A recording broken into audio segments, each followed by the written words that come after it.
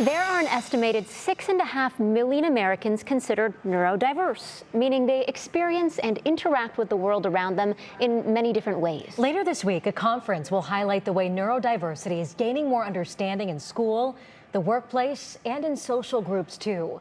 And it's largely due in part to people speaking up and speaking out about how inclusivity should work. Senior health correspondent Monica Robbins reports.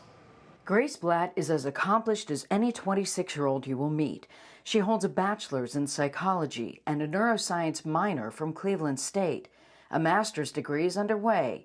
But there's more to Grace, and she'd like to talk about it. I have autism, and so I appreciate the differences and the neurodiverse differences that people have. That appreciation didn't come easily. Grace wants us to know that though she excelled academically, she faced hardships, isolation, and misunderstanding. They would always question, now why are you able to, get summa cum laude, but you're unable to keep your focus, or you're unable to make friends, or you don't say appropriate things at the appropriate times. Neurodiverse is the idea that people experience and interact with the world around them in many different ways due to variations in the brain and in cognition.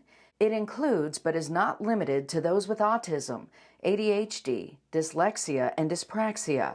Grace is part of the growing chorus of voices speaking out, advocating for neurodiversity awareness and understanding, a mission supported by her role as a Good Life ambassador with the Cuyahoga County Board of Developmental Disabilities. In my role, I have been able to educate and promote disability awareness, acceptance, appreciation, inclusion through trainings, educational settings, and just sharing my story. We're living in a very, very unique and interesting time for what it means to be an autistic person. Journalist Eric Garcia wrote the book, We're Not Broken, Changing the Autism Conversation. He is also autistic and realized years ago the need for greater understanding within the halls of Congress. My feelings were, well, if we have bad ideas about autism, then we probably have really bad policies about autism. And that was what really kind of led me to start writing and reporting about autism. Garcia will be the keynote speaker at this week's Milestones National Autism Conference, advocating for all the different people that make up neurodiversity. Not just white males, but women, persons of color, and the nonverbal as well. Grace hopes for changes in education, workplaces, and beyond. Integrating neurodiverse persons is no longer enough. Inclusion is the ultimate goal. There's a saying that we use at the Cuyahoga board that says, invite the person not just to the dance, but invite the person to dance. Monica Robbins, 3 News.